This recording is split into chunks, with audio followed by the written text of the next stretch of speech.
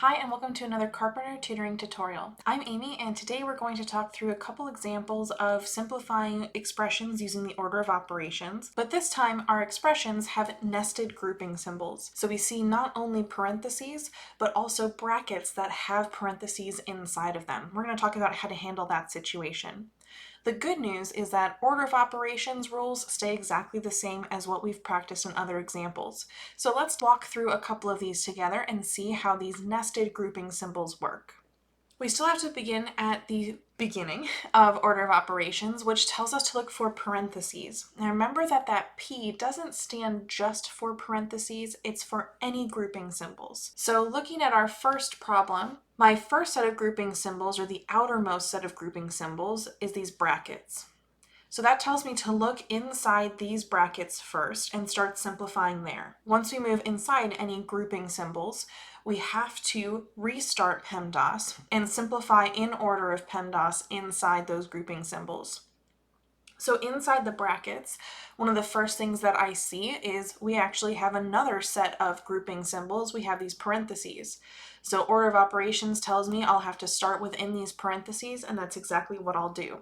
So I'll rewrite this now, solving what's inside the parentheses. So 13 minus 7 takes us to 6. So I can rewrite this as 2 brackets, parentheses 6, parentheses squared, divided by 3, and then our end brackets. We're still looking inside these brackets, but now what we have left inside has changed. I do still have parentheses on the inside, but there's no longer any operation happening inside those parentheses. So that tells me I can remove them. So we're really looking at 6 squared divided by 3 inside the brackets. Between the exponent that I have left and the division that I have left, exponents come first. So our first step will be to simplify 6 squared. 6 squared is 36, so I can rewrite this as 2 brackets 36 divided by 3 end brackets. I'm still looking inside those brackets, but now I only have one operation left within them, 36 divided by 3. 36 divided by 3 is 12, so I can rewrite this as 2 brackets 12. Now there are no more operations happening inside these brackets, I just have 12, but it is still important for me to keep the brackets because now I see that they're actually being used as a multiplication symbol. So now that we've finished simplifying everything inside the brackets, we can start considering the relationships between these brackets and other numbers in the expression. We've decided already that there is multiplication between the 2 and the 12 here, symbolized by those brackets. And so our last step is to simplify that multiplication.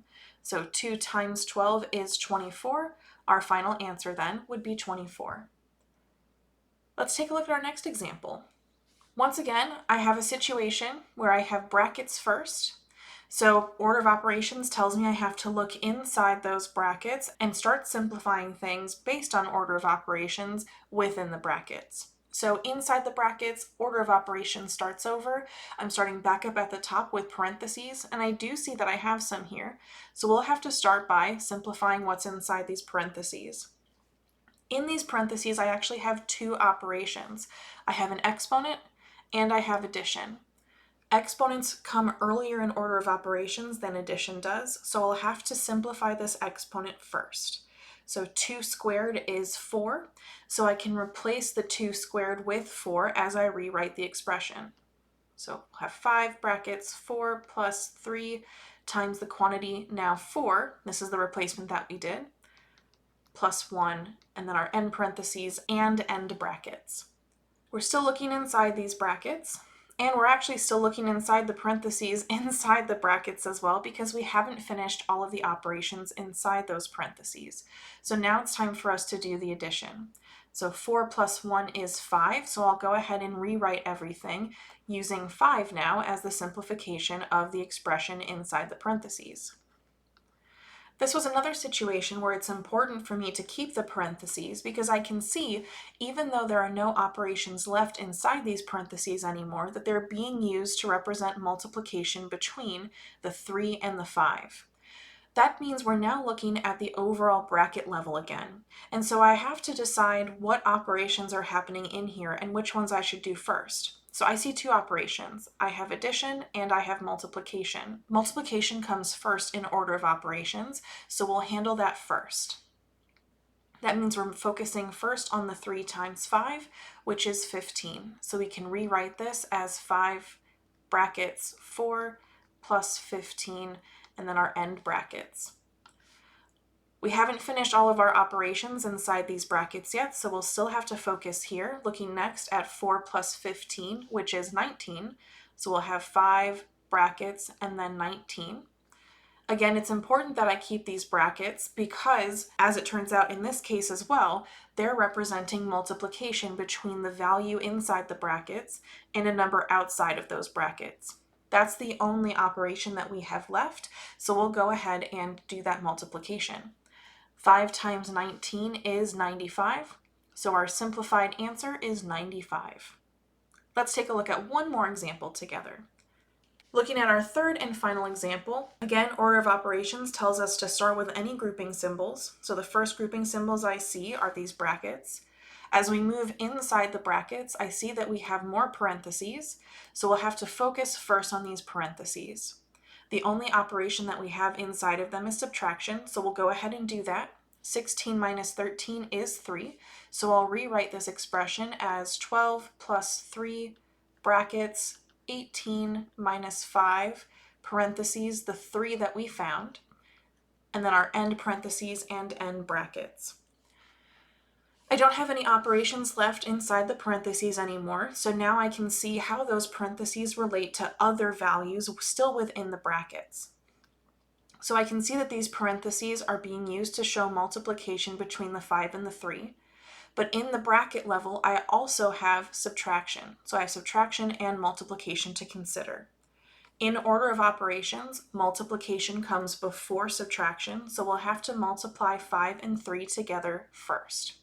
So I'll rewrite everything as 12 plus 3 brackets 18 minus, and now I can do my 5 times 3. 5 times 3 is 15, so I'll replace 5 times 3 with 15. And then I still have my end brackets. Those brackets haven't gone away yet. We still need to look inside them, but I only have one operation left, so we'll go ahead and complete that subtraction. 18 minus 15 is 3, so we can rewrite our expression as 12 plus 3 brackets 3 and end brackets. Now that the expression inside the brackets has been completely simplified, we see that these brackets are actually being used to represent multiplication with a value outside the brackets. So we're at the overall expression level, and we have to consider the operations we have left. I see that we have addition and multiplication. Multiplication comes first in order of operations, so we'll have to do 3 times 3 first. 3 times 3 is 9, so I can rewrite my expression as 12 plus 9. And now we only have one operation left, 12 plus 9, which simplifies out to 21. Well, I hope it's been helpful to go through a couple examples together that use nested grouping symbols. Now, we looked at one pair of grouping symbols nested inside another, but it is possible to have multiple versions of this or multiple layers of grouping symbols. Any grouping symbols that you see, you start with the innermost grouping symbols, resolve everything inside of those, and then slowly work your way outward. As always, if you have any questions or would like to see any other topics discussed, please leave a comment down below. Thanks so much for spending part of your day with me, and I'll catch you next time.